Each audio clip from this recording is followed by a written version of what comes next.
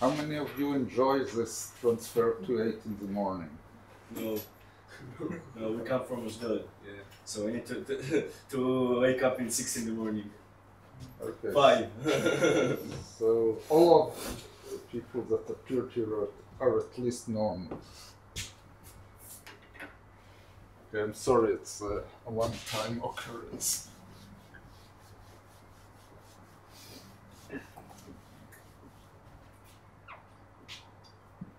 Dirac solutions. Yeah. It's elementary particles. They learn it now, right now.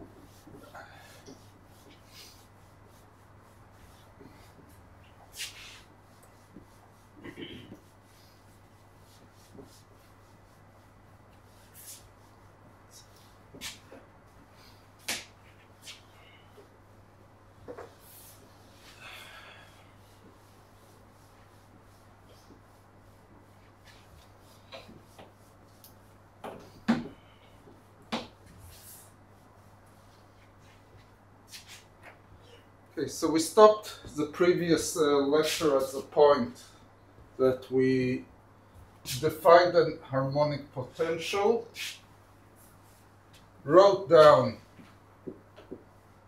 a Hamiltonian,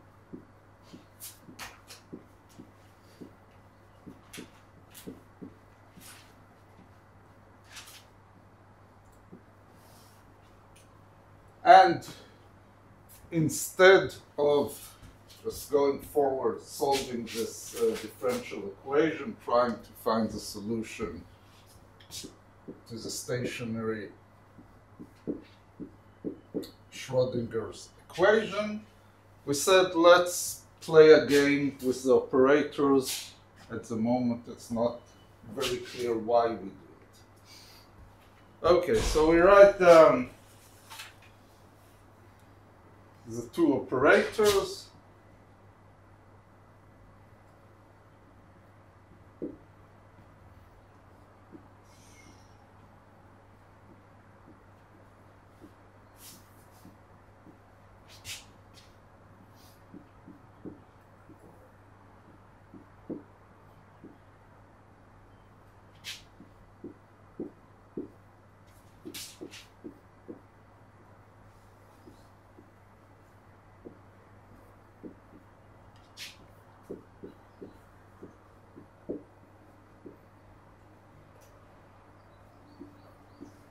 We see that one is a complex conjugate of the second, and they are not Hermitian, but we saw that if we define an operator n, which we call the number operator, not yet clear why, we can show that the Hamiltonian may be written as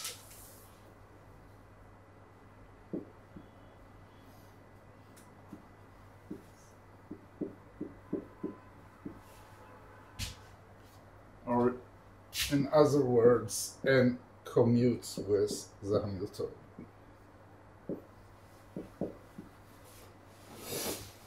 Okay, lovely. So we had some morning exercise with operators, but how does that solve the problem? And what is really the physics behind these operators? Because as we saw, they are not Hermitian, therefore they are not anything measurable. Combination could be measurable. Okay, so let's see. And remember, we did it. We defined, and at the moment it's really only a definition,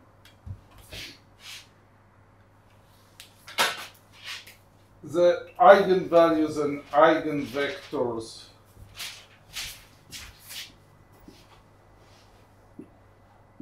of the number operator. Well, since there are eigenvalues and eigenvectors, they have to conform to this equation, and we see immediately that if we knew the eigenvectors and the eigenvalues of the number operator. We know the eigenvalues and eigenvectors of the Hamiltonian.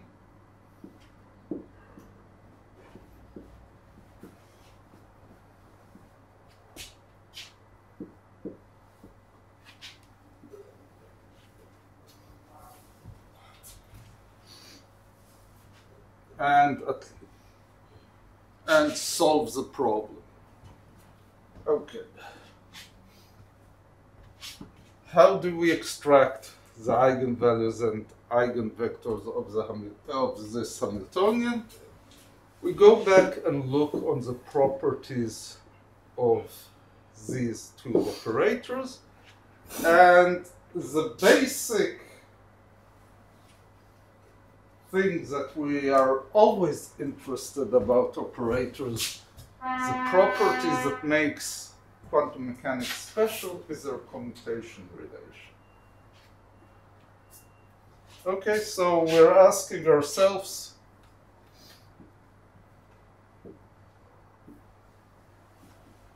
what is the commutation relation between A and AB?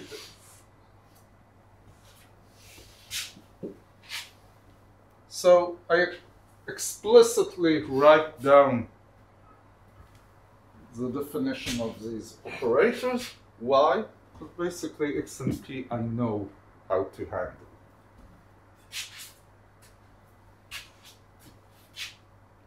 So we have here.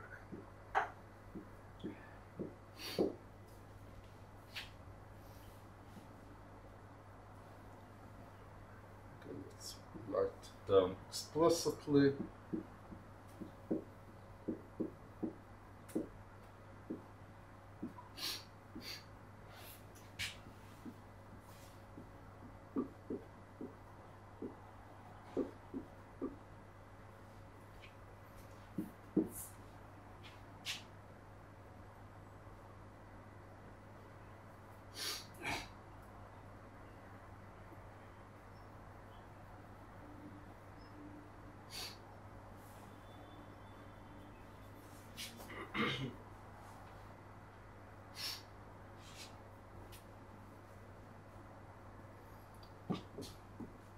The X commutes with itself, therefore it's 0.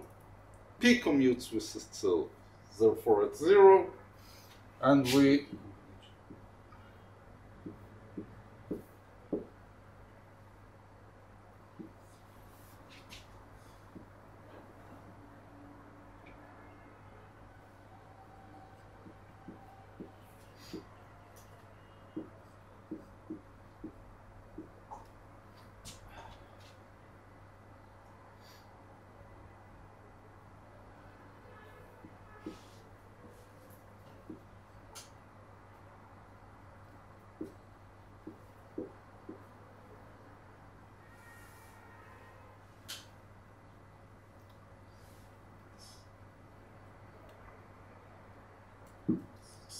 plus, sorry, minus, minus.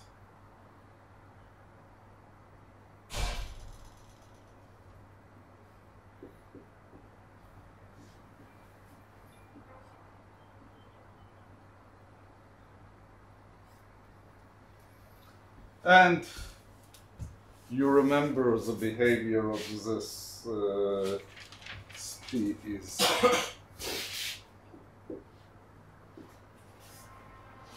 H bar. Sorry, I'm screwing up this sign. This is plus, this is minus. IH bar.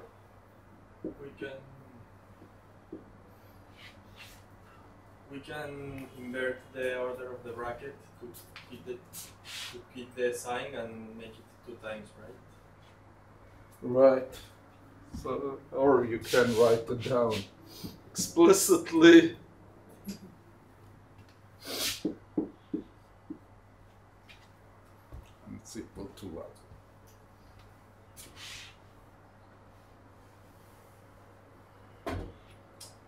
Actually, for the next, for the continuation of the lecture, we'll write this relation to death.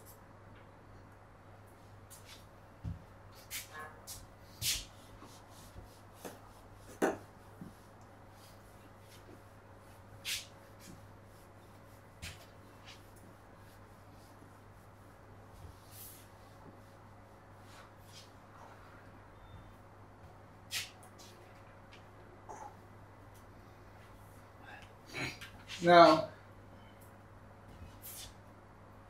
this is only one pair. I have other two pairs that are possible. Well, A dagger A I know is already one.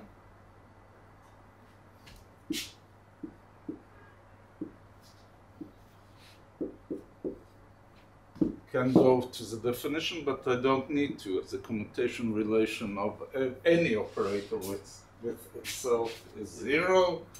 The same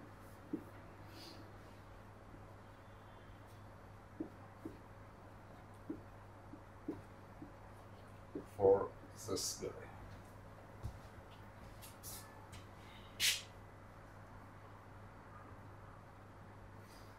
Okay, so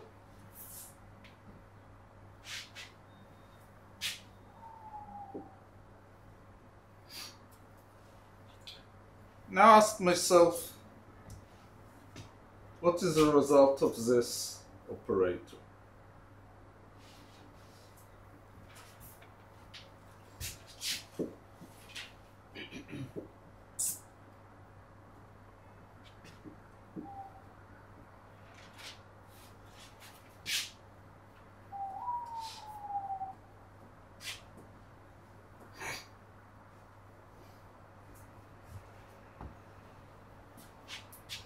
Okay, I'm looking at the structure of it, and I'm telling to myself, I want to rewrite this guy.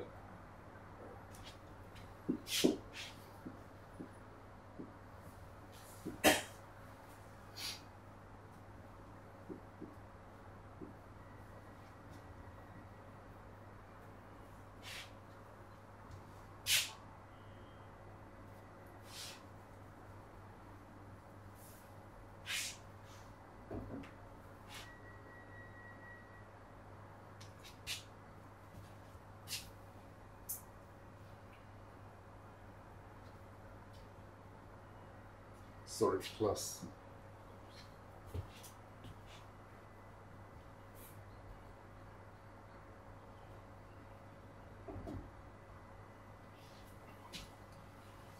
No.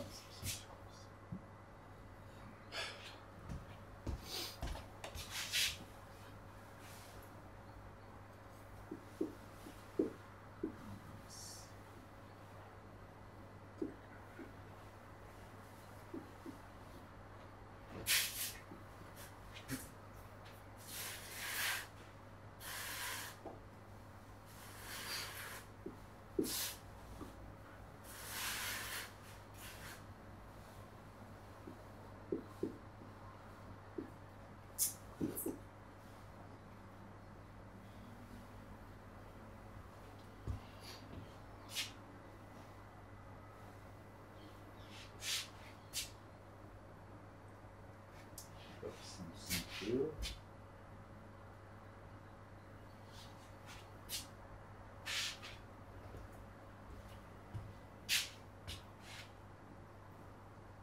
It's AA dagger minus 1, right?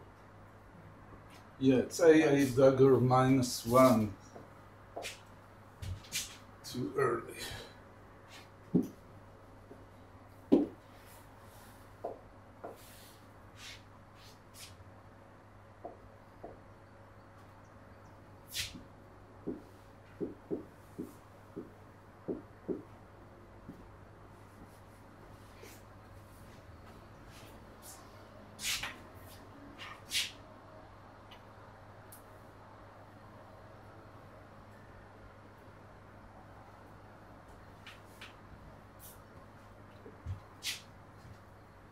Okay, so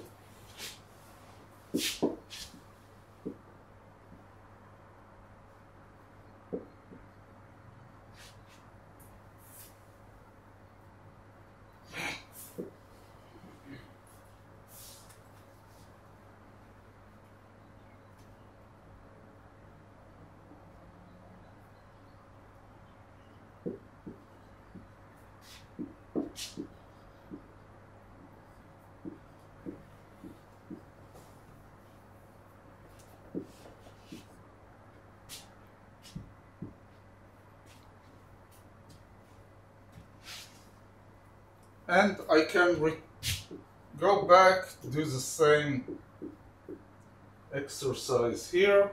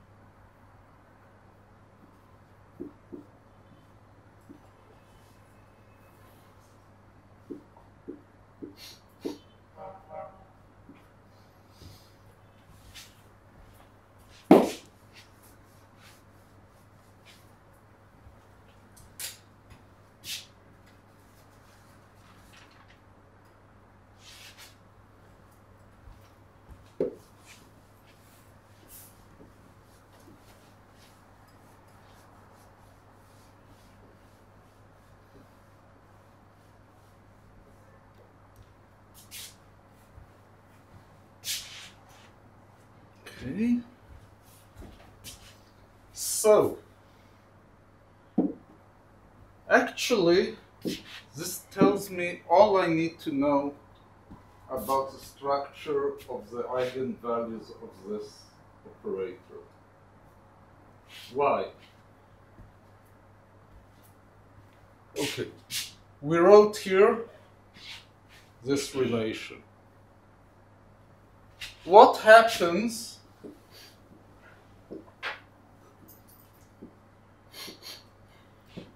if I operate the number operator on the eigenfunction, on the function,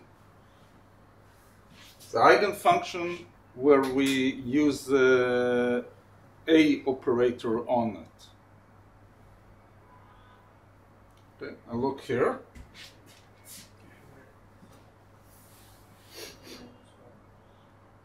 It's equal to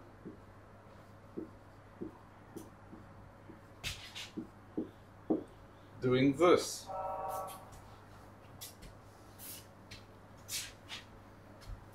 Okay.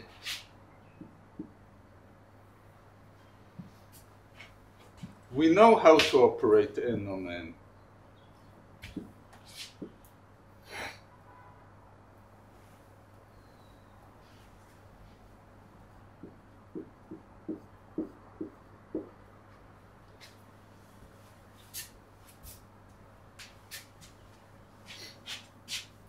And what can I conclude from that? Let me rewrite it a bit differently. N minus 1 is a number, so I can put it wherever. Let me close this parenthesis and N minus 1 is the eigen value of vector of the operator A on n. right. So A on n is an eigenvector because it pulls out a number. Do I even know which eigenvector it is?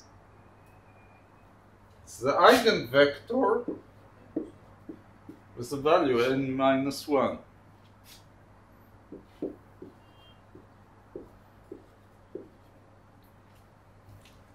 So if I have state n, I can go and calculate all the states below it, n-1, n-2, n-3, and so on, just by applying A, the number of times I need in order to get to the values that I'm interested in. And this is why it's called a relation. An additional small step, if you Okay. want at the moment, it actually what it does, if you think on a ladder of states, it pulls you one rung below. Yeah. So each time you apply it, you go one rung below. Okay. Okay, so at the moment we know to go down. Okay. There has to be a bottom, right? Yeah. That is extremely important. That will, at the moment, someone has to come and tell me, give me one of them. Why? Because I know to go down. If I look on this one, I know to go up. Exactly the same exercise. So,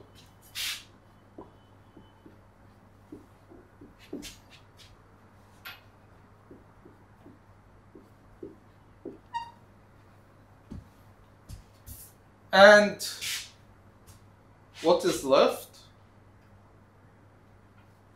What am I missing? Someone has to come and give me any eigenvalue, eigenvector, one of them, and I'm in the game.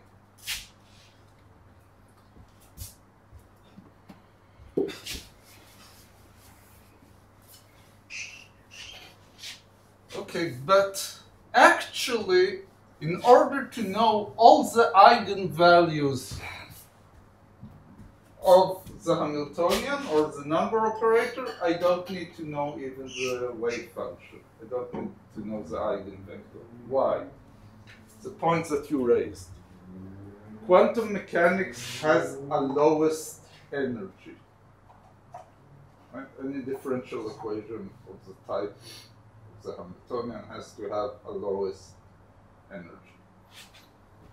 This actually tells you that if I'm going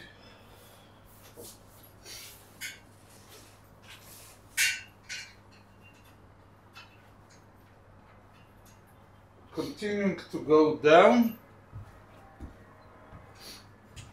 something it will go down and down and down and down till minus infinity, right? Nothing holds it at the moment. No, one has to be a bit more careful. Can we assume the energy needs to be positive?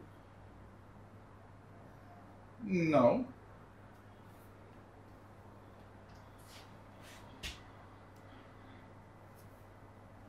But I do need to assume, look what happens here. I'm at some state n, I'm going to n minus 1. Right? I'm at state n minus 1, I'm going to n minus 2. Where can this chain stop? 0. At 0. And when it will stop at 0? Only if n is an integer number. Because otherwise I'll continue, if I have a number n half, we'll go to minus half, all's good. But if n is an integer, you'll get to a point where this guy tells you, I can't go down anymore. So, from very simple consideration, I know that n is a positive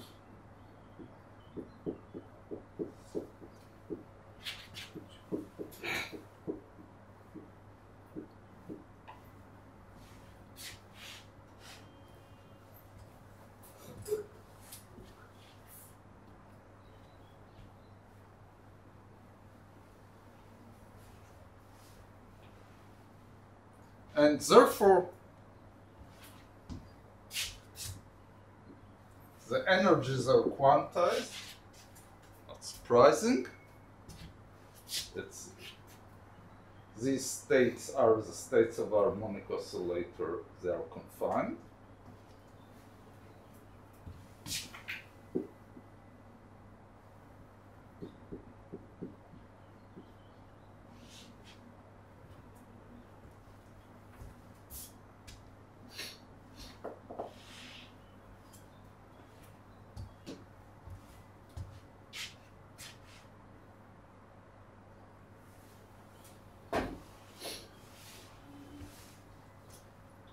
Okay, let's look a bit more carefully on what I have written here.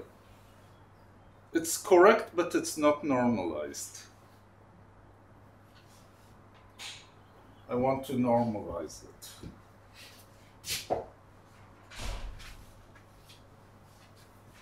So,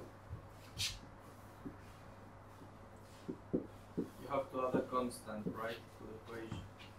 and that's what I'm going to show. Now I'm not writing it as n minus 1 because at the moment I'm a bit worried about the normalization, so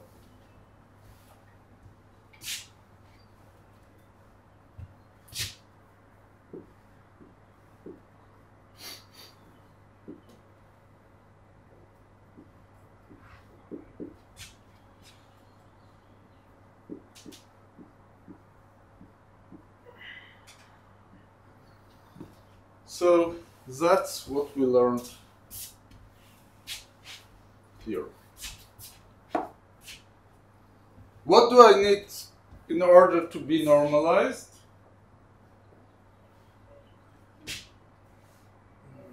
Like the inner product to be 1. Exactly. That's all I need.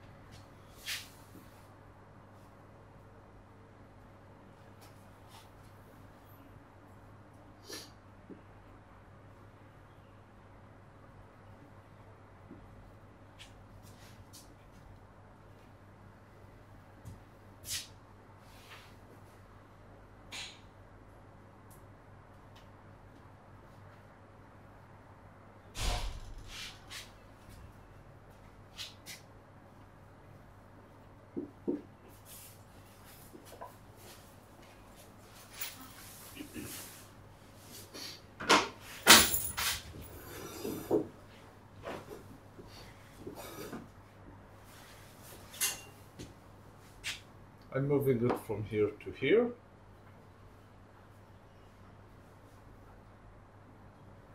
And this is the number operator.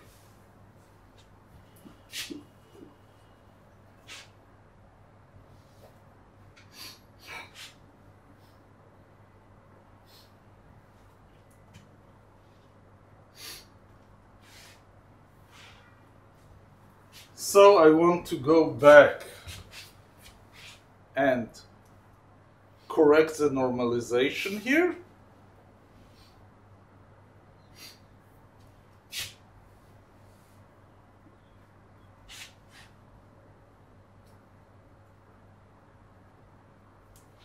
Does it change this conclusion? No, because any eigenvector I can multiply it by a constant and it's still an eigenvector.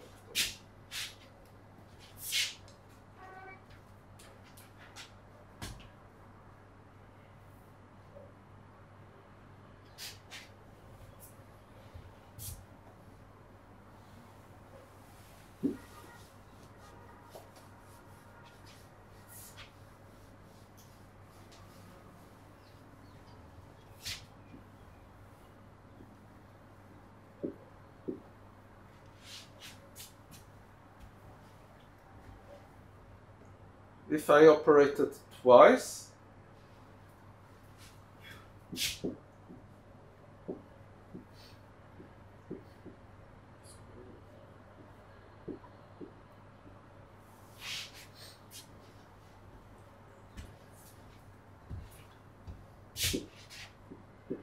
k times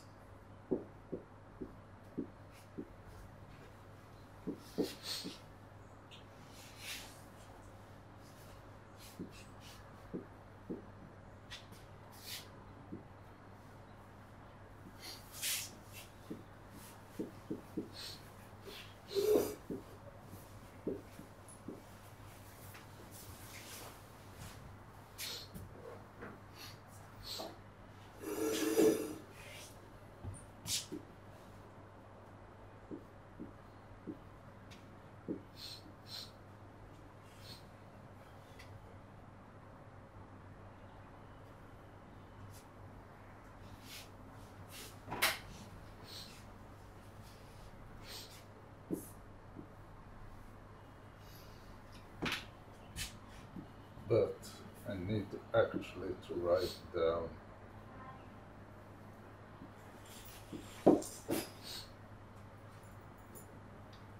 okay, if I operate it n times, I get n times n minus 1 times n minus 2 so forth, so it's n factorial 0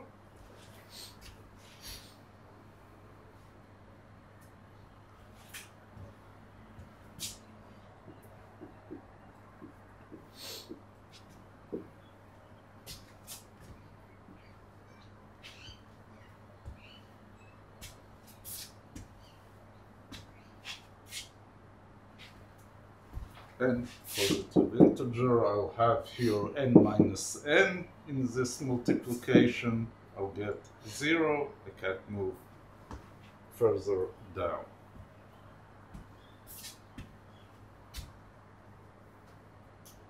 So basically, I still didn't answer what is n, but I already know the spectrum of this problem. It starts at n equals 0 in this case, with a value half h bar omega, 3 halves, 5 halves, and so on. So basically, we have a ladder equal spaced,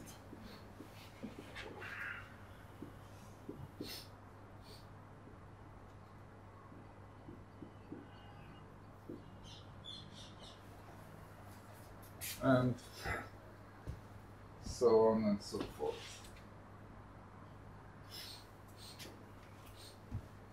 Now, there was here a comment question about why do we call it annihilation and creation.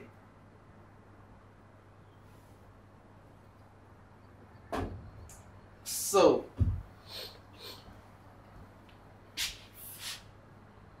actually, let me finish just what happens for a dagger and then I'll answer.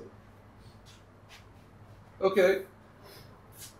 Basically, the same game all over again. First, we have to fix the normalization. Then we can apply it how many times we want to.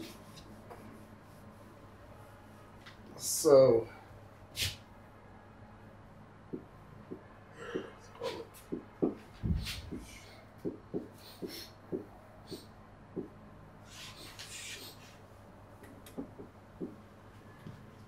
Okay.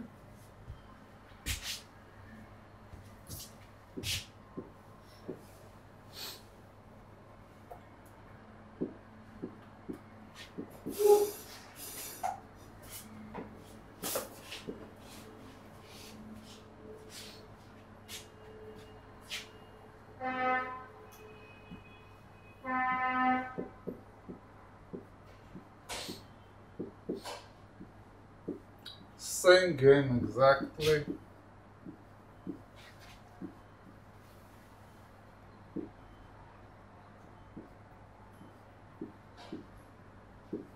We'll use commutation relation. Does it have to be n instead of phi? Oh, at this point n. Correct.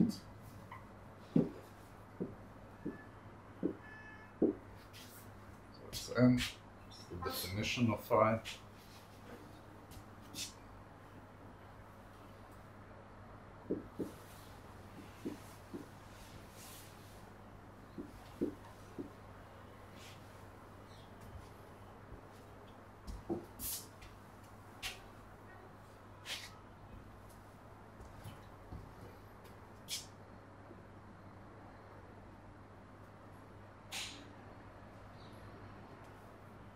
So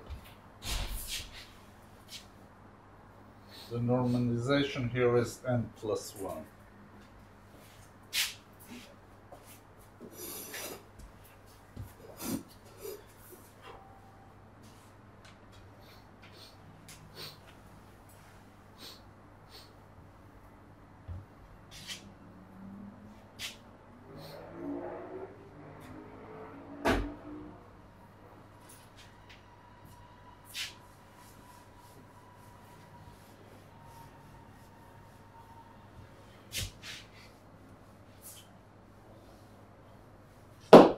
Okay, so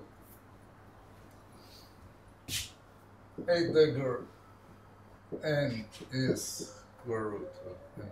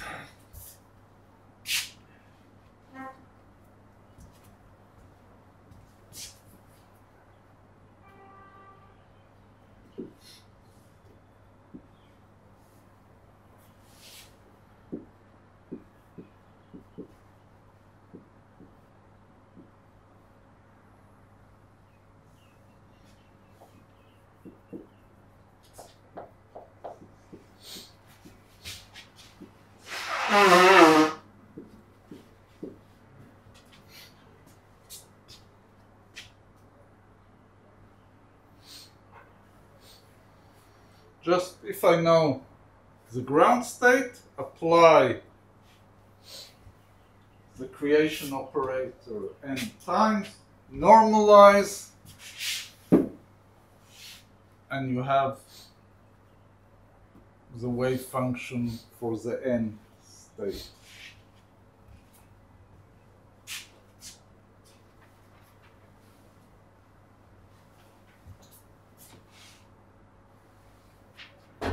So instead of finding the eigen functions for the whole differential equation, it's enough for me to find the ground state.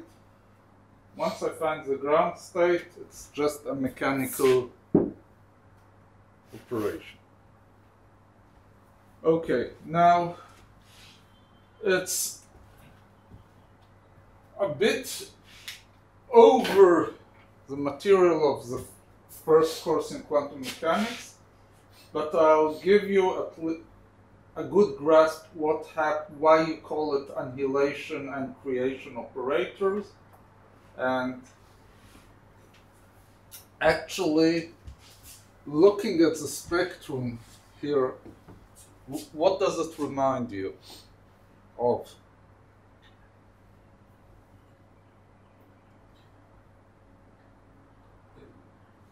In what context? Physics.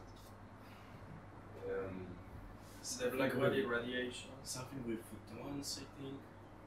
Like body radiation, and what is the particle that plays there? Photons. Photons. This is exactly the spectrum of photons. What do photons have to do with harmonic oscillation? Okay, everything. Why is that? Okay, and I'm not going into details. You'll have those of you that continue to the graduate level will have exactly the development in the first couple of lectures in advanced quantum mechanics, but the basics you can understand here. Let's assume that I have a boson. Why a boson? Because it's massless. No, bosons No, no massless. don't have to be Integer spin. integer spin, and what's important for me here is basically there's no condition about that you can have only one in any given state. One or zero. Okay, so what happens here? Let's think about a very strange photon. Actually, those of you that continue to the course in solid state or condensed matter will meet such a boson. It's called a phonon, an optical phonon. Why optical? Because it's somehow similar to a photon. And that's something that Einstein came out with this concept, and that, for now, we'll call it a photon. This photon has no dispersion. It comes only with one value of k or in one value of omega. Why? As I say, I'll explain in condensed matter, but in certain situations you can get. Okay, so this photon has this relation,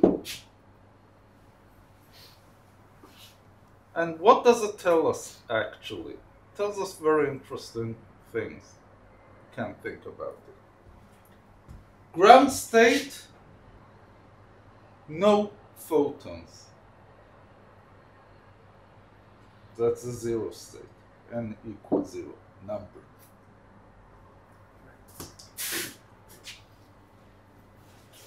A huge implication, because what it tells you, That vacuum energy.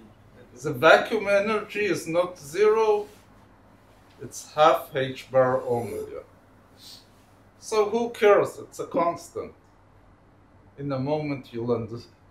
Couple of minutes, you'll understand why it's not so trivial.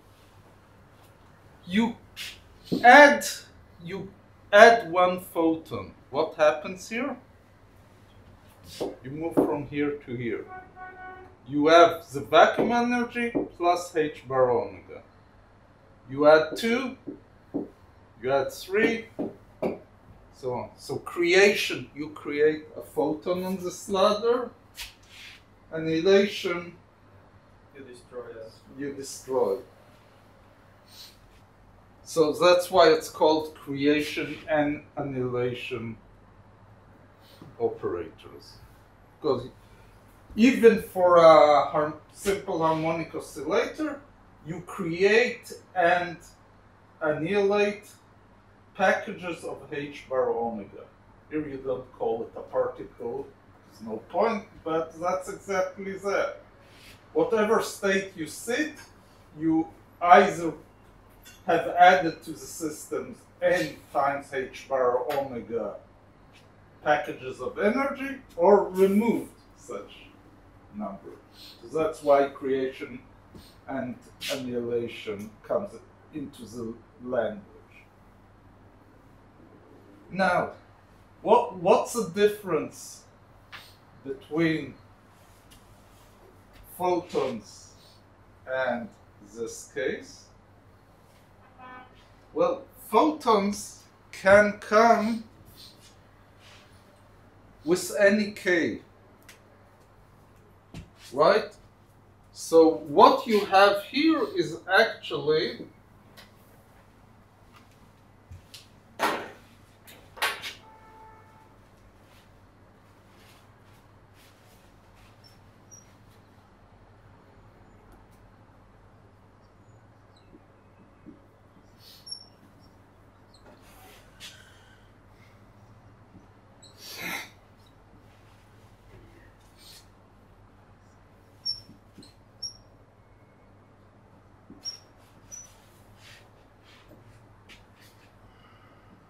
You want to know the energy? Tell me how many photons you have at each possible k, and that's the energy of the system of photons. So basically, you start from the Hamiltonian of, or Lagrangian in that case, it's easier. I don't care about it at the moment. Start from these Hamiltonians and end up with a solution which is the solution for an harmonic oscillator. The only difference is that you have infinite number of oscillators, each one with a omega corresponding to the possible value of k. If you are in a box, like in the black body radiation, k is quantized. If you're in an open space, k is a continuum. Now you start to see the problem here. If you have no photons there, how much energy do you have?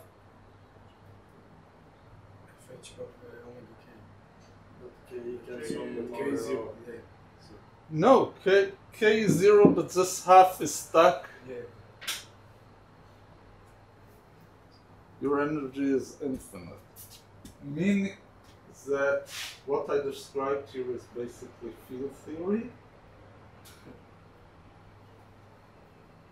And the ground state diverges. And there you have the renormalization approach, and because there you always start not like in an harmonic oscillator, which is a well-behaved constant for the ground state. Here you have infinity from the beginning, and you have to treat it carefully if you want to pull out physical results. Yeah.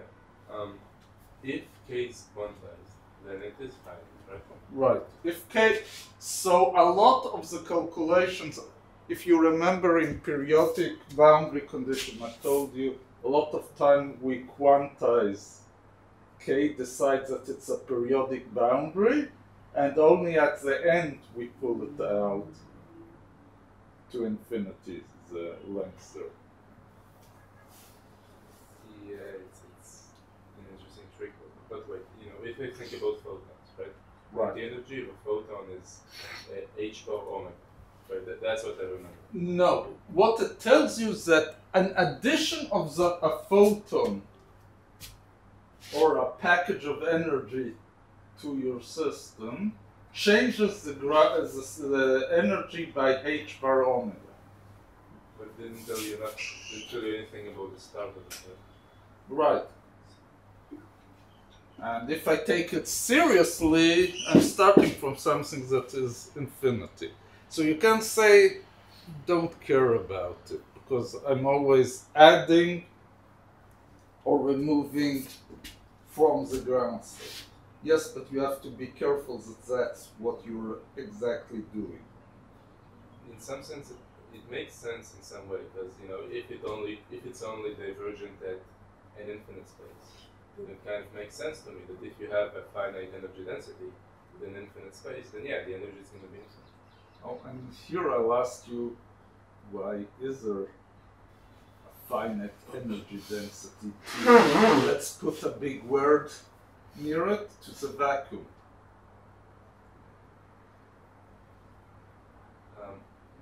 But you said earlier that there is the idea of just treating it as a constant addition which doesn't change anything. Why can't you do that? Then you start all kinds of you have to be careful. Let's say it's much beyond what we're doing here. Let's say you have all kinds of processes of pair creation. What? Pair creation. That's not for photons. This is for fermions. You can get out of the vacuum electrons and holes. Electrons and positrons. Or Cooper pairs. Cooper pairs is this type, but there you have a real. Your vacuum is not a vacuum; it's a real system with electrons in it. But in our case, it's of particle physics. It's a real vacuum. Nothing is there, and nevertheless, you can have appearance of two particles. And worse of it, let's say you calculate the ground state of the hydrogen atom, and the fact that you have in its vicinity a vacuum where electrons and holes can pop, interact with this electron of the hydrogen atom, will change the ground state of the hydrogen atom, known as the Lamb shift. Wasn't known till World War II. Then people developed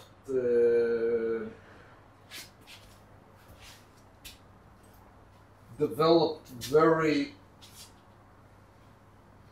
sensitive measurements of radio frequencies. Why? Because they developed the radar. And when they used these techniques to measure the behavior of the hydrogen atom, suddenly there was a shift in the ground state.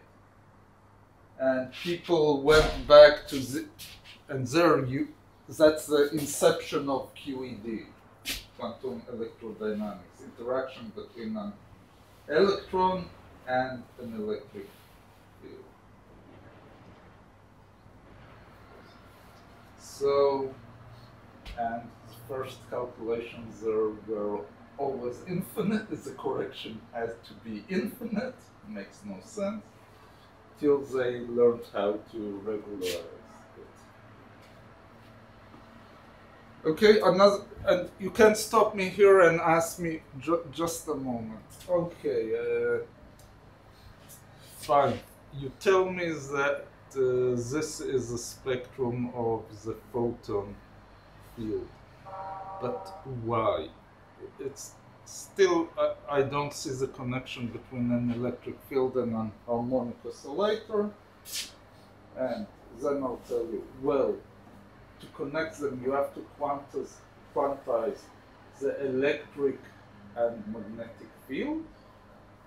And what do you know about the electric and magnetic field at the end of the day?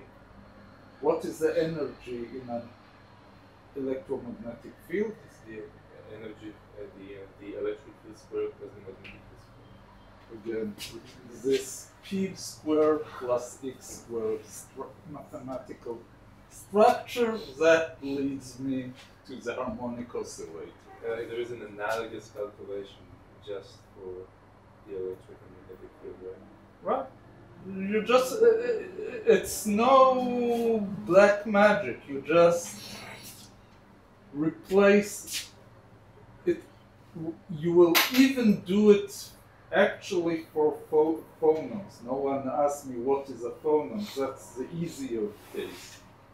Why? Because electric and magnetic field have these strange connections between K and polarization, which makes the calculation a bit more difficult. But phonons, what is phonon?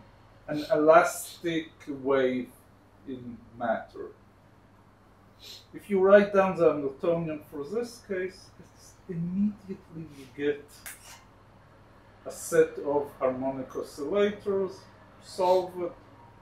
It's a different kind of boson. It lives in solid state material. The whole calculation is the same, and you can even see in measurements that you have quantizations of these elastic modes in materials.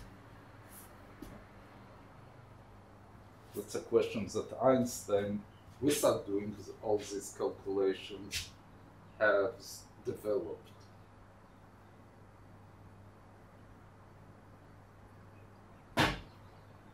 Okay, so we jumped 5 levels ahead, but now you can stop and say, well, okay, you tell me you know that, you know everything about the system. What is that? For a lot of questions you don't need to know. You saw, I calculated the spectrum without knowing anything about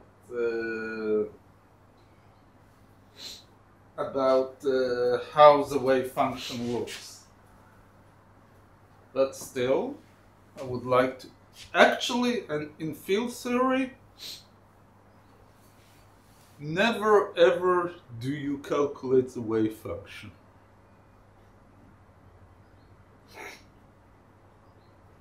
But wait, what if you need to know the probability of the particle being in a certain region of space? In a moment I'll show you that even here you don't necessarily need for calculations with x and p to know something about it. And why? So since I expressed a by x and p, I can express x and p by a's. And I know how to work with a's. It's easier. Therefore, let's say any moment of x, I can calculate without actually knowing what is the wave function. Want to know what's x square average? We'll do the calculation or something similar. You just need to make the calculations with A, and at the end of the calculation, I'm reminding with n times a scalar multiplication. That's 1. Going home happy without knowing anything about the wave. But still, in this case we can, and it gives you some interesting insight, so I'll show the calculation.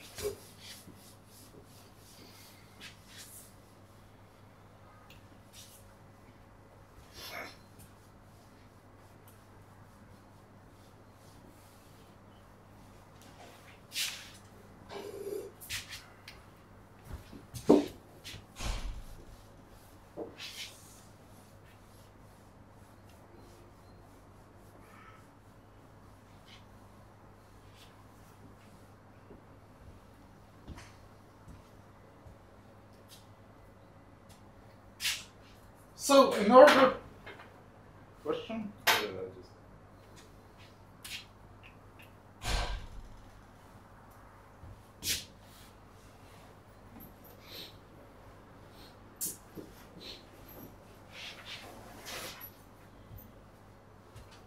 So that is the crux of the matter. I need a function that if I operate on it, the annihilation operator at the lowest, at the ground state, I'll get 0. So now I explicitly write down A.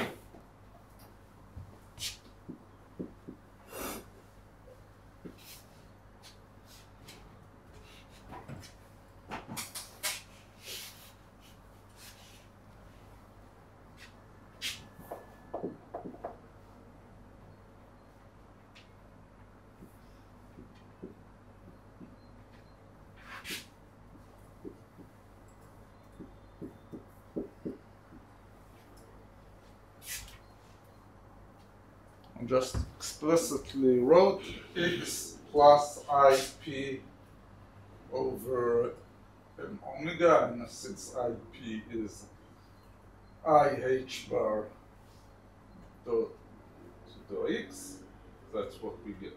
So we get a differential equation simpler than the forms that we are used to, no second order derivatives. Just first order.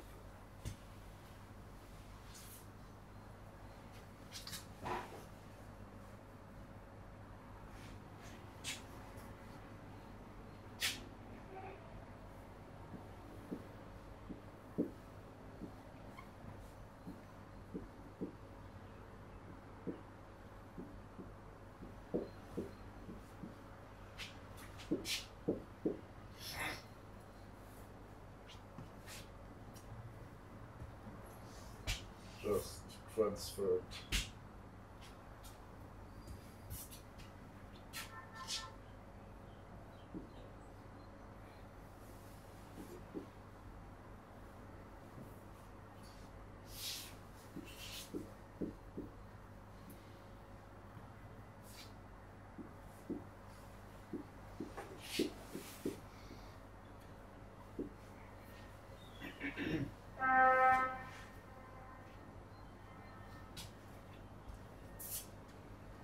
Again, nothing special.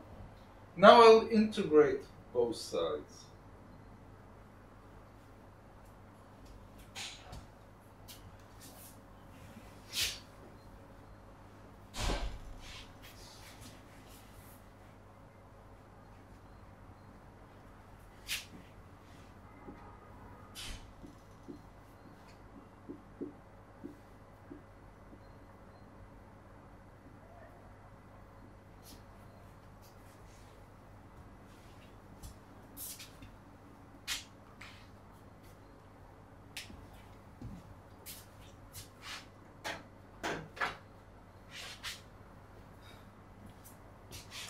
Use an exponent on it.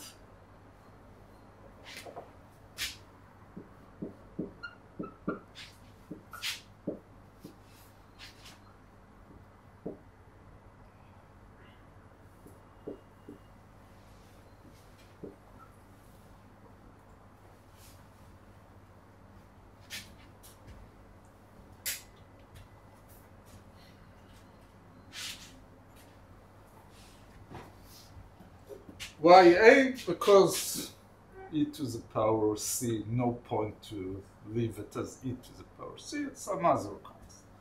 Where will I get this constant? Normalization. Normalization.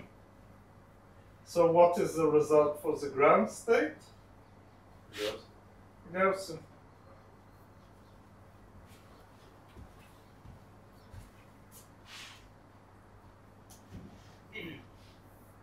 So after I put in the normalization,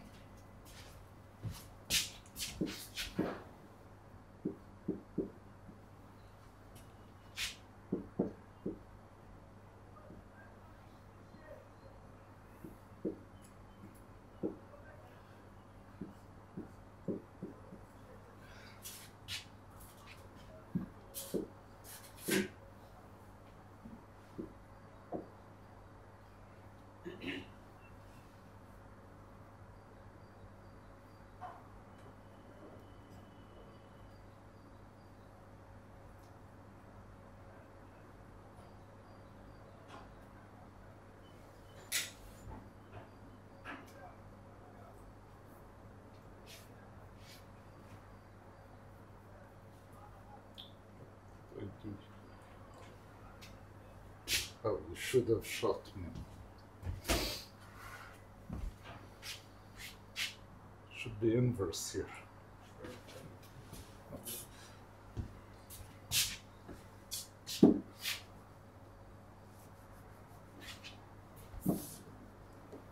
Doesn't work with units.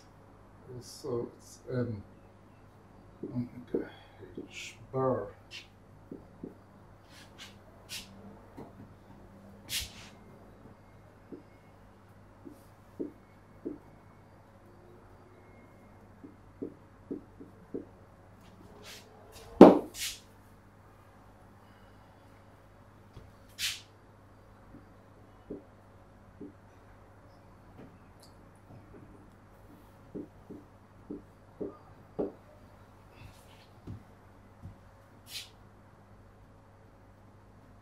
And 2, of course.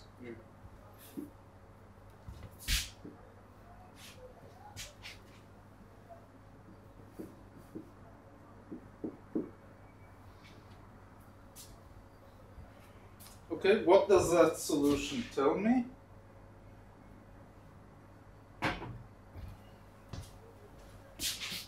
Basically, if I plot the potential in the ground state,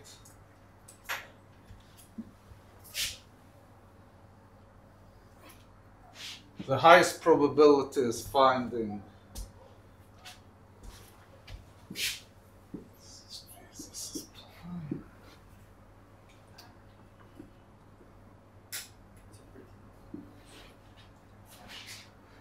it's in the middle, it dies out like a Gaussian.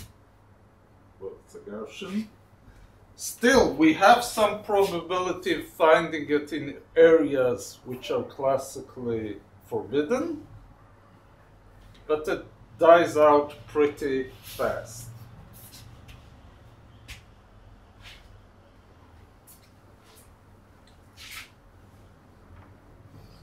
Of course, it doesn't, by the oscillation theorem, it doesn't cut the x-axis ever, which is fulfilled here. Okay, what is the first excitation? Can go and explicitly use a dagger on it, on this. Right. Those are We'll say something about it in a moment.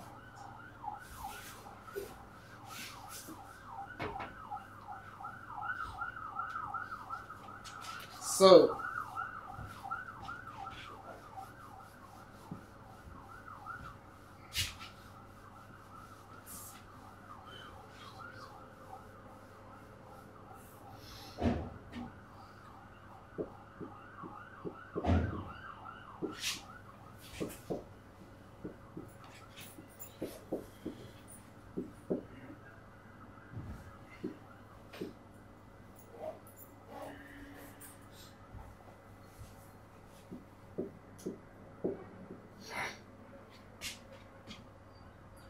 psi 1 because the A dagger is n plus 1. It's A plus 1 because the A dagger is n plus 1 and the n is 0. exactly. I'm moving up one step in the ladder.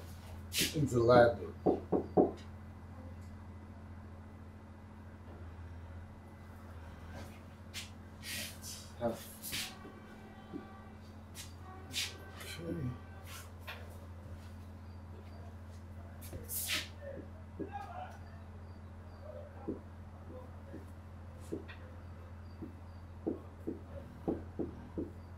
So I just wrote explicitly the differential form of a dagger.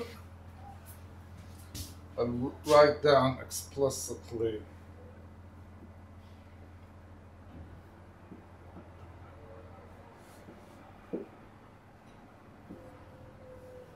the wave function.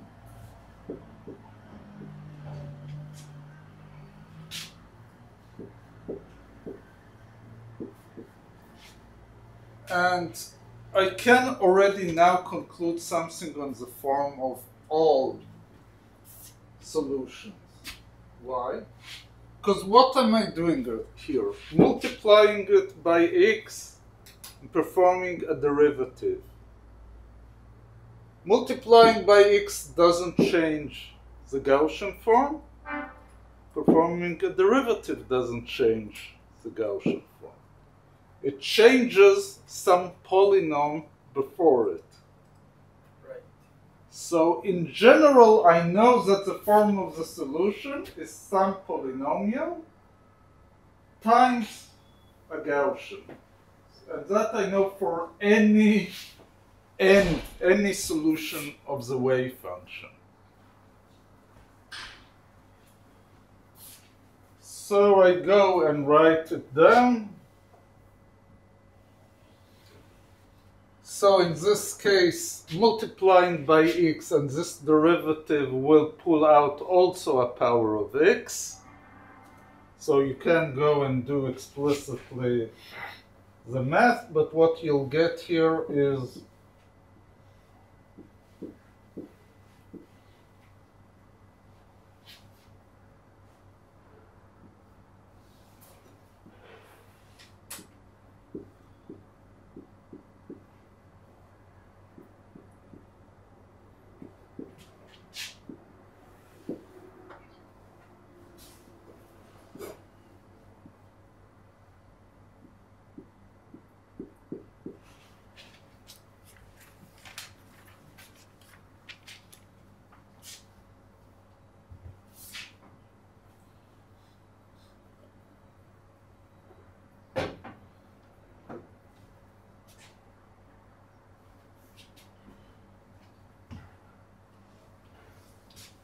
It had to be x, y.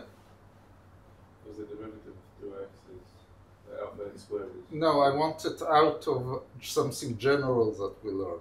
by the oscillation theorem has to go. Exactly, it can cut the x-axis only once. A polynomial that cuts x-axis only once has to be linear.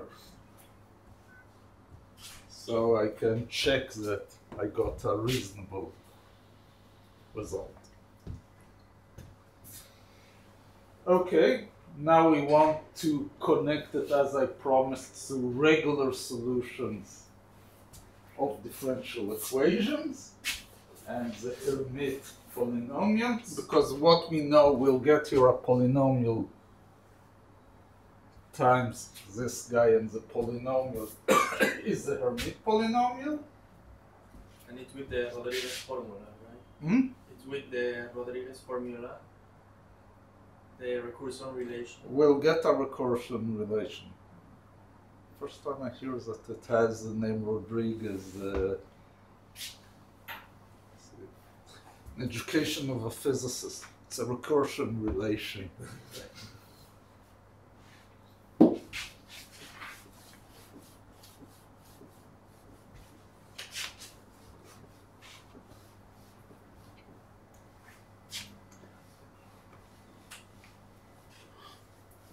So one thing you noted here is that we're pulling around this constant m omega divided by h bar all over, and we're lazy, we don't want to do it. So we'll do a change of variables.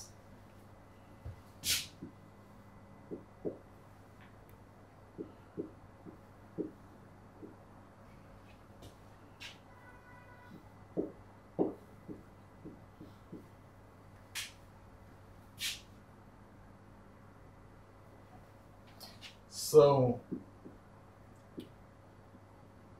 we'll pull out a dictionary.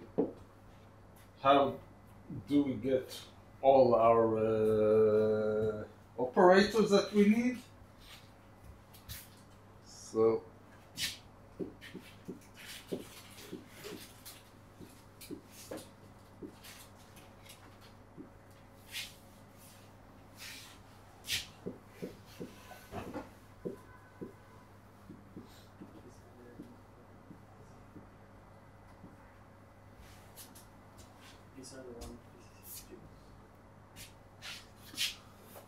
just change of variables.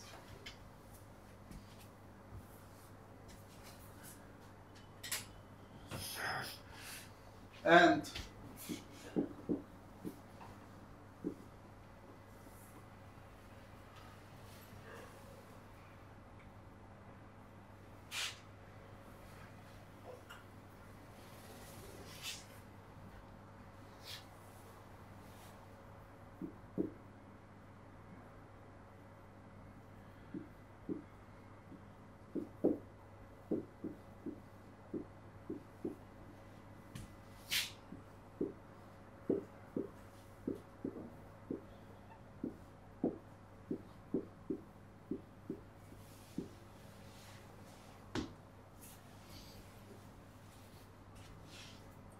just using a bigger in times.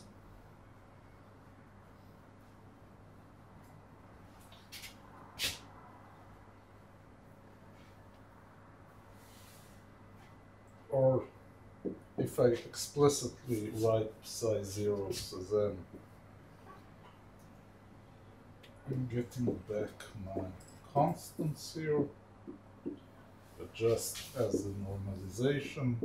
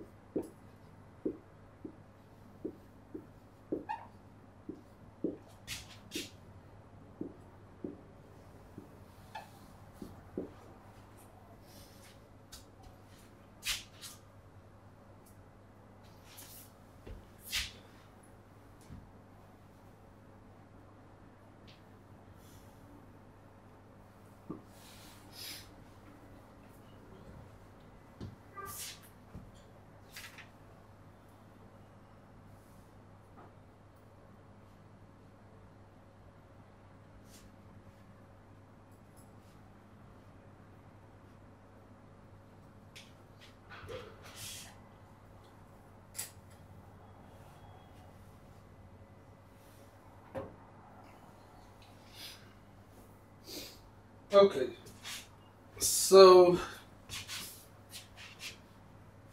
this is not yet a closed form. It's an algorithm how to calculate everything.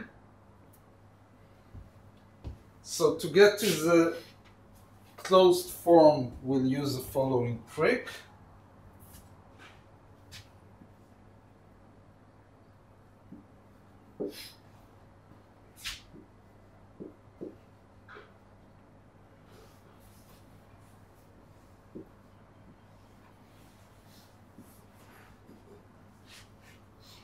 Okay, what is this guy? You already calculated something like that. That is the annihilation. Annihilation, but this is not the wave function. It's plus. Oh, right. So it's still 0, but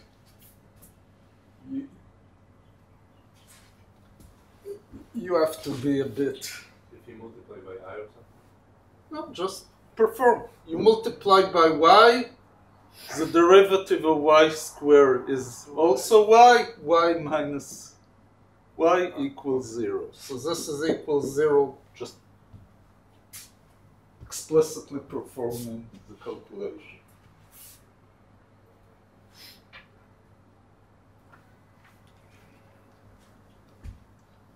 Okay.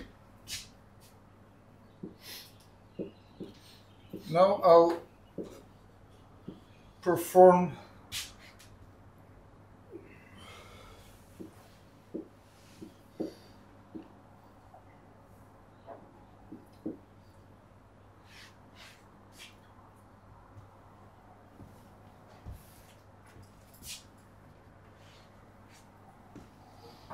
what is GY? Haven't yet defined any function. Okay, so what do we get?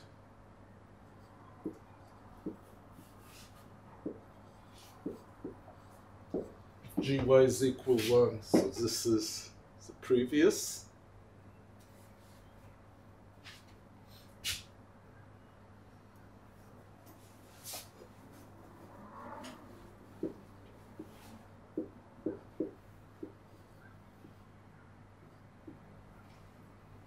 When the derivative is of the Gaussian.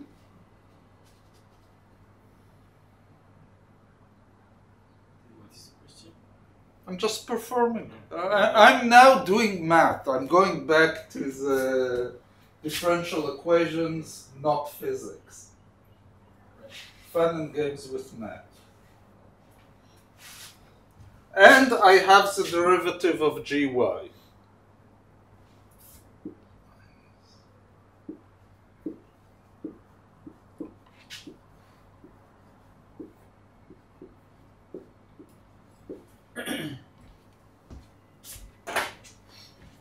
These two cancel out. Y for the case that gy was equal 1 at 0 because the derivative of a constant is 0.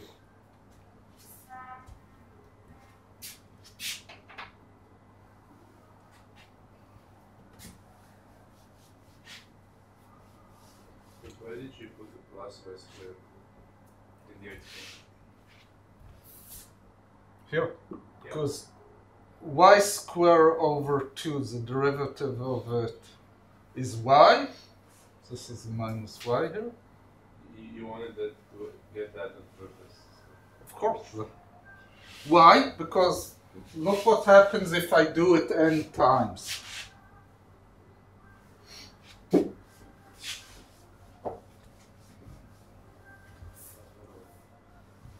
Well, this comes not from the creation and annihilation historically, not from only from the ways that Hermite at the time solved this type of differential equation. You probably ran into a whole bunch of differential equations that you solve with some family of polynomials. This is one of these guys. It's not a simple polynomial, it's a polynomial times an exponent or a measure, you call it that. Like Legendre and Array. Don't worry, you'll run into Legendre, Laguerre you run into in the hydrogen atom. And Bessel. At Bessel you run into in angular momentums. Everything that you met there you met there because you'll run into it. Usually the people sat and tried to solve a particular form of differential equation because it had use.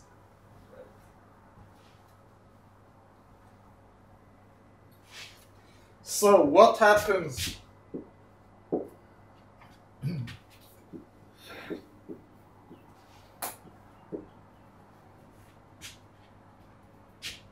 if you do it n times?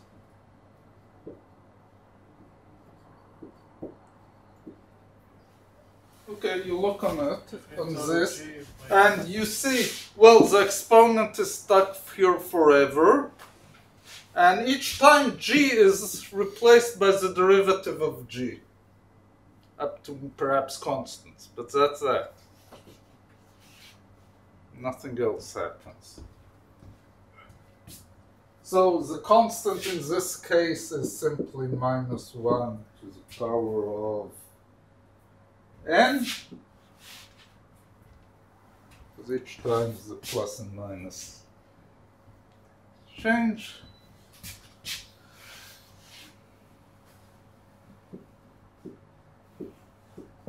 Nothing happens to this guy, and here you're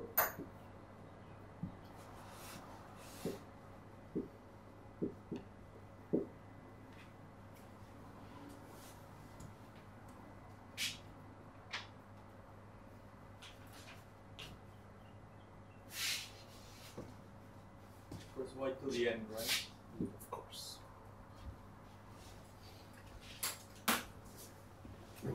Okay, let's look on one particular y, excuse me, g.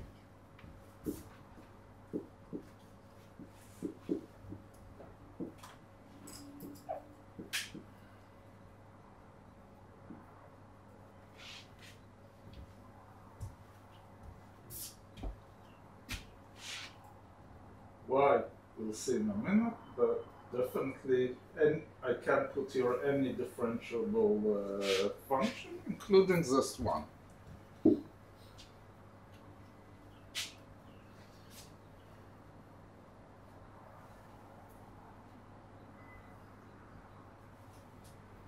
sorry, not divided by 2, just this thing. With that, we will get the original function. Right. So that's actually why I didn't start with the differential equation, because then it would look like a meaningless games of substitutions here.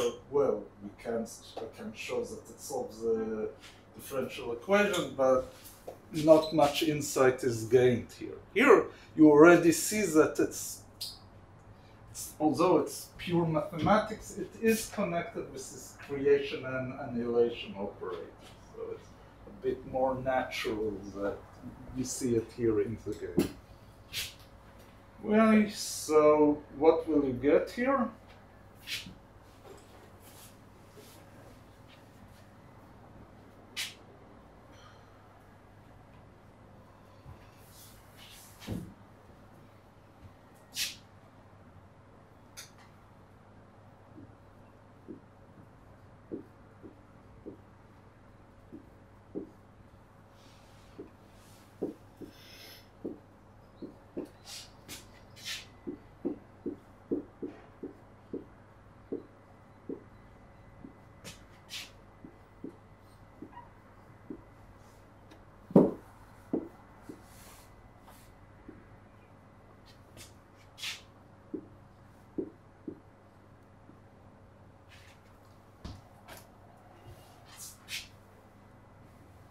What happens here?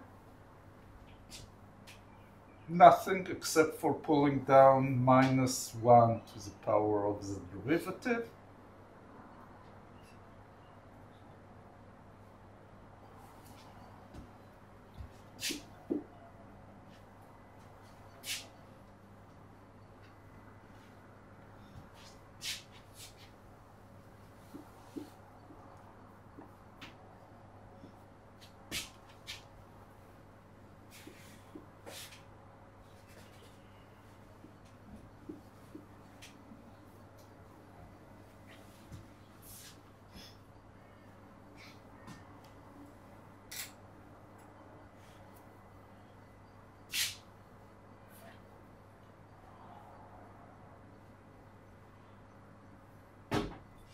And if you open up any mathematical handbook, you see that one of the definitions of the Hermite polynomial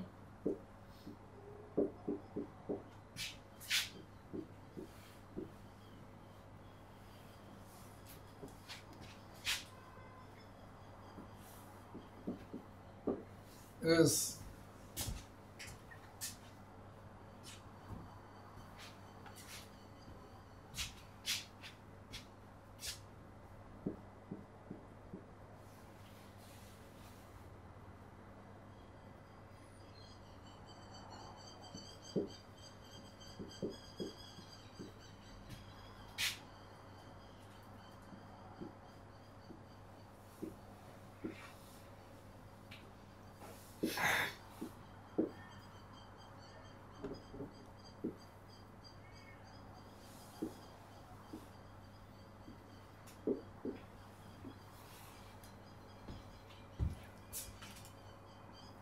because whatever you do here is pulling out powers of y, but you remain with I minus y squared. Multiplying it by e to the power y squared kills, you are left with a polynomial. And that's the definition. Okay, what else can we say about the Hermite polynomials? We'll open our math book and just write out what's written there. And first of all, let's write a few of them explicitly.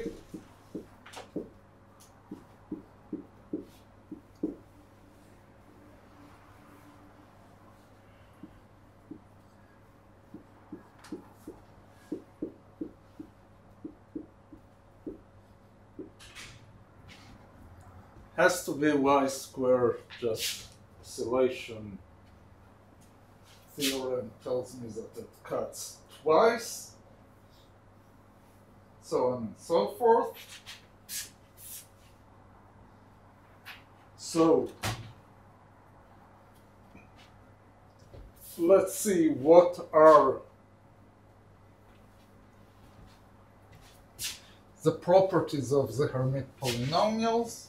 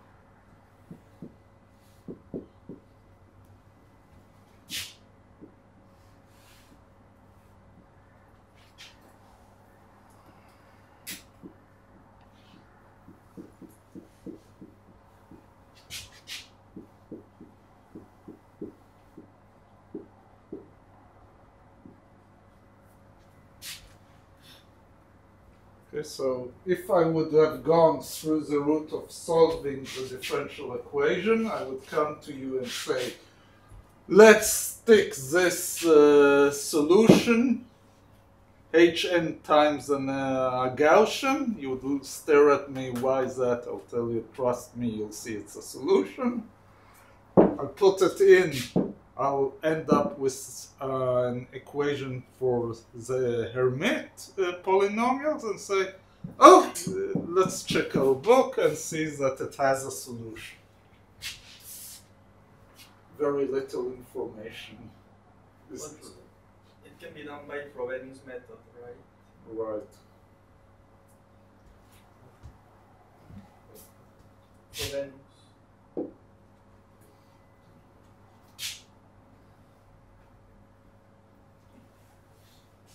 Okay, you'll check your math books and it will tell you NHN.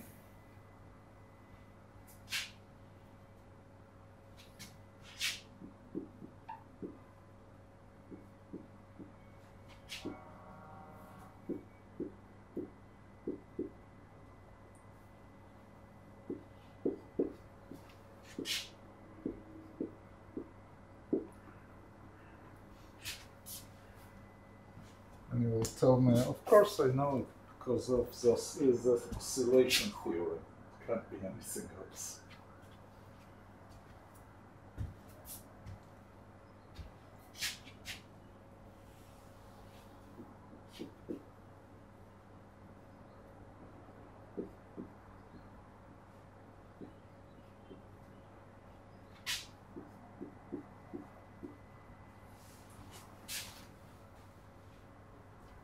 Has a parity. Again, our Hamiltonian, the potential has parity. It commutes with the Hamiltonian. Therefore, the solution has to have a definite parity, as we have proved. So this has to be fulfilled.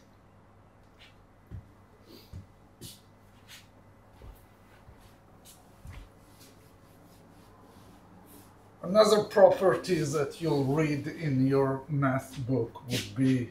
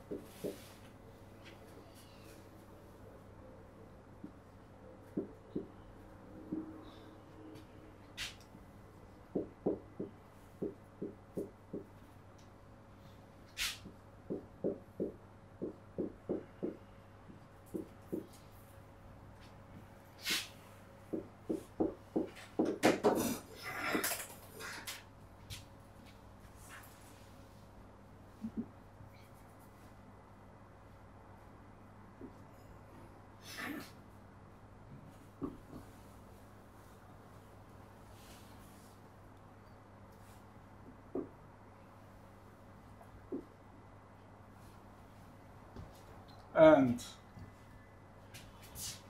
you're looking from it from the point of view of solution of differential equation. Wow, where does that come? You look on it from the point of view of physics. Of course, that's just orthogonality of the wave function. Because the wave function is e to the power minus x squared over 2. Twice you get this. So you have a measure, and you had some constants there because of normalization, so it's here. So you can look and go and prove it, or you can go and say, well, I know it's a solution of the harmonic oscillator, it must fulfill it.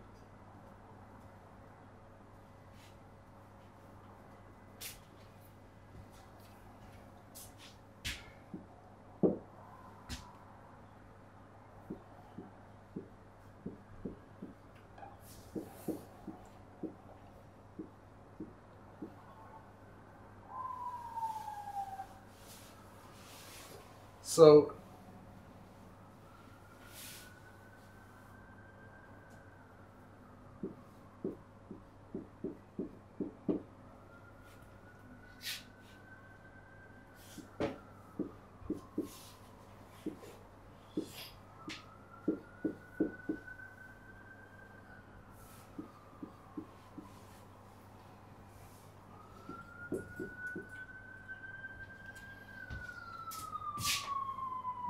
course.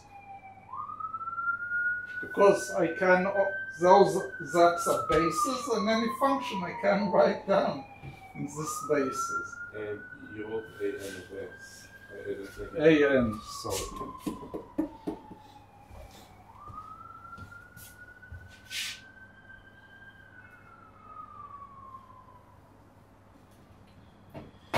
And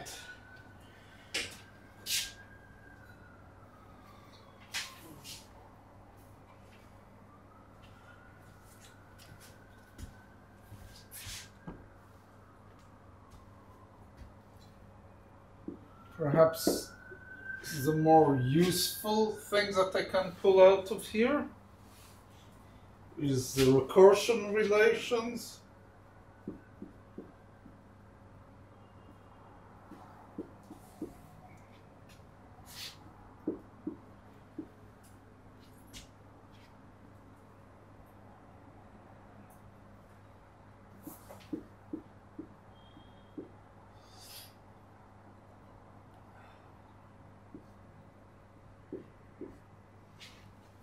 And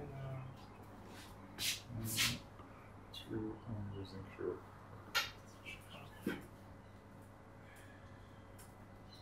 Right. And even more useful because you don't have to perform any derivative.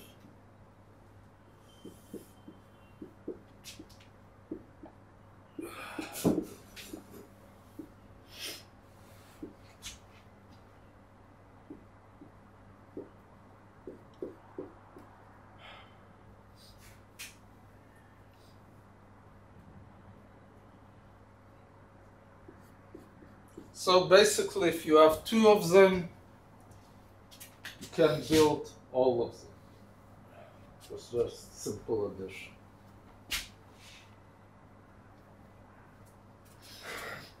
Okay, so basically, we know how to solve a harmonic oscillator for any. Another thing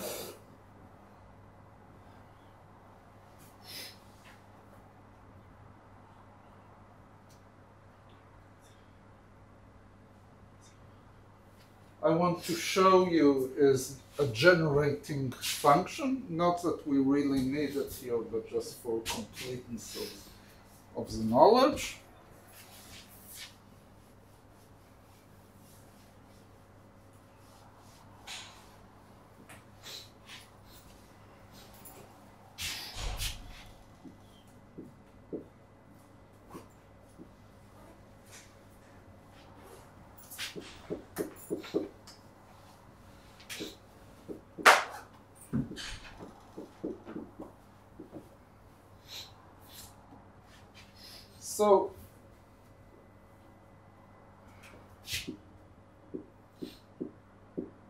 So in general, in very simplistic terms, generating function is a function that you write it down as a series, a power series of S, and you get the function that we are interested as the, here I'll write it down, it's easier, and equals 0 to.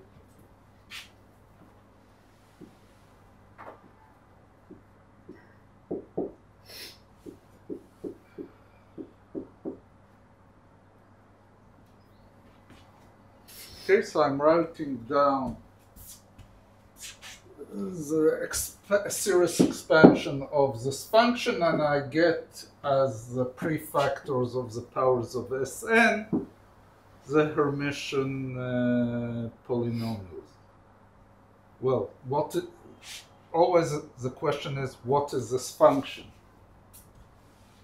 Okay, I'll write it down and then prove that it's correct.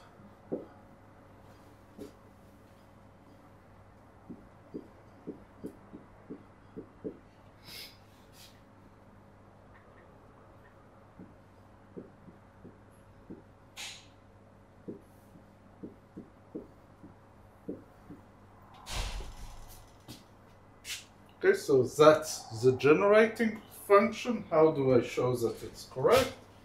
Okay. Taylor expansion around S.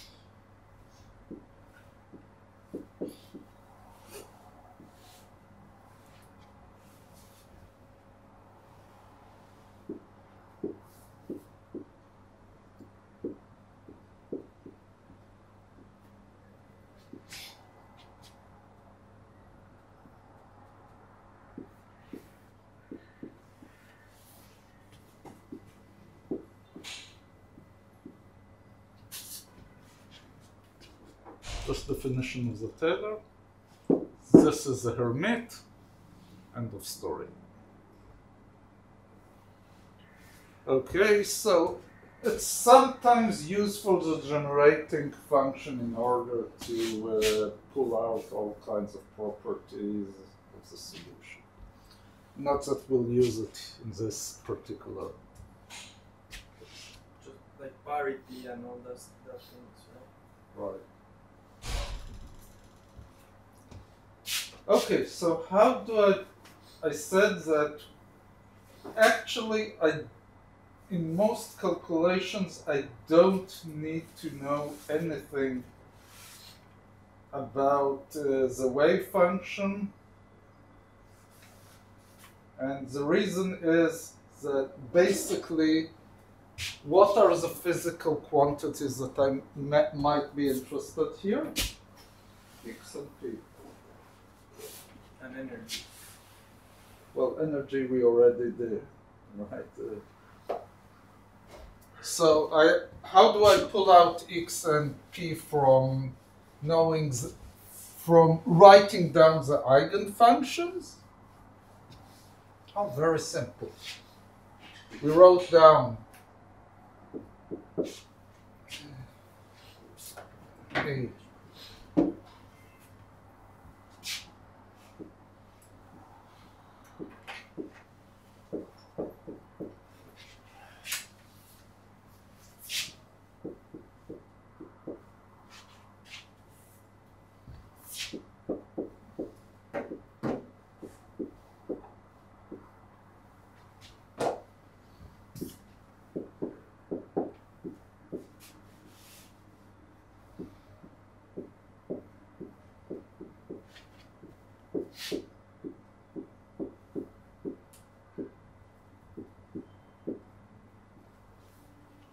Okay.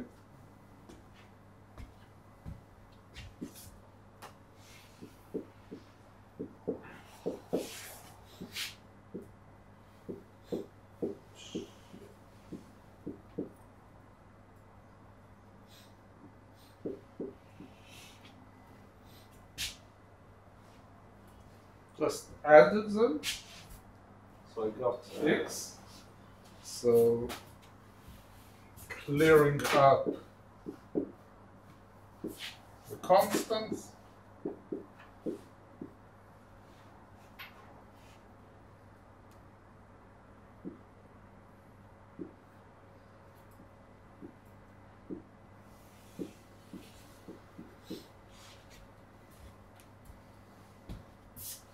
So up to a constant, it's just the addition of A plus A dagger.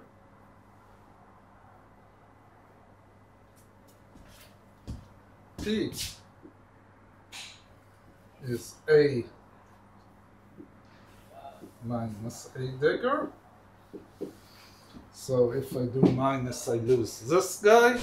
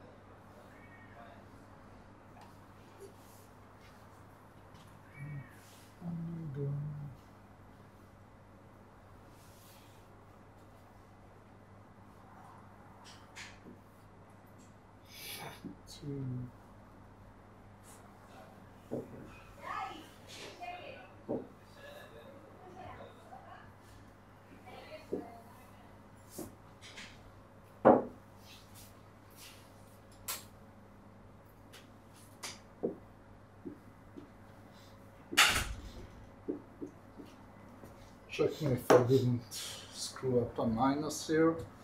Not.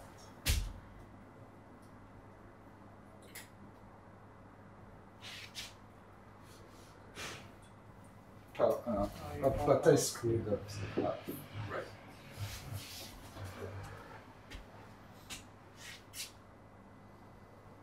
So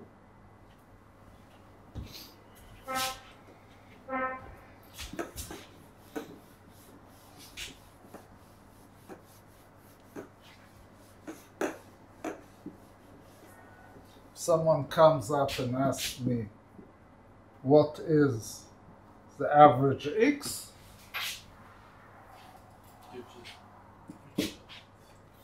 For, let's say, some state N.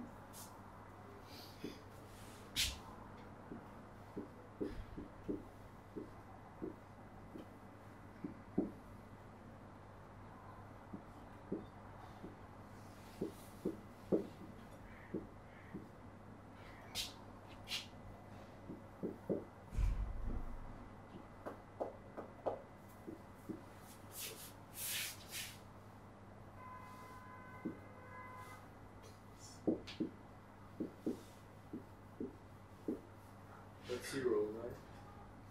First of all, you know that it has parity, therefore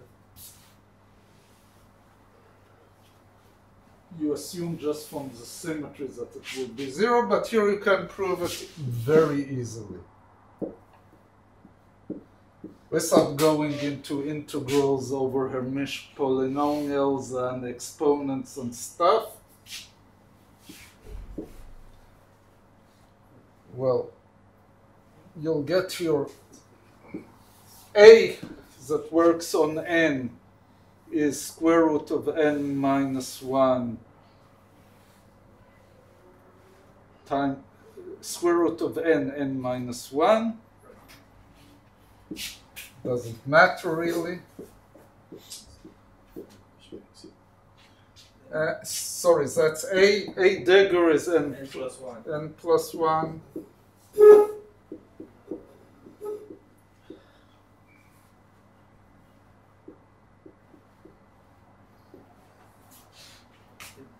You're missing the dagger.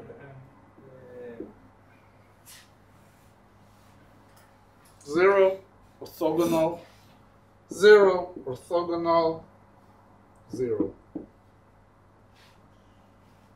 P, no, I don't need to do derivatives on complicated functions. I go through, you'll get the same thing. 0. Give me any other wave function. You always can project it on some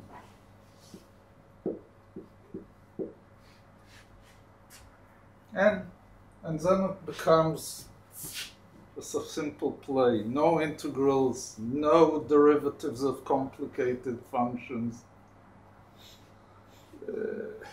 Don't know, in previous years, people who insist in an exam to write down the explicit forms of the wave function and beat themselves with math for 3 pages and get the correct answer, I would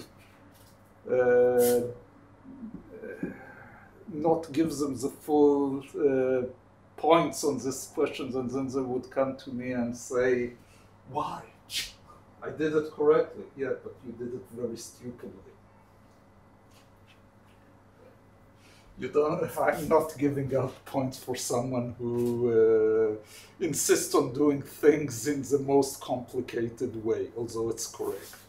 So basically, and that goes back to what I said in field theory, you never go and write down the wave function, just because for any calculation, you do something like that, you never write down the wave function. In general, how do you differentiate between a chemist and a physicist? Also, in many particle physics, you use similar. So, if you see a very complicated calculation of some properties, let's say of an atom with a few electrons, if you see something that's called Slater determinants, that's a way to write down that was popular, these wave functions in the 30s, very complicated, you know that it's a chemistry book. If you see immediately transfer to creation and annihilation operators, you know it's physics. Because no point in doing complicated integrals when you just can write it down as algebra. Okay, it's 10, we'll stop here.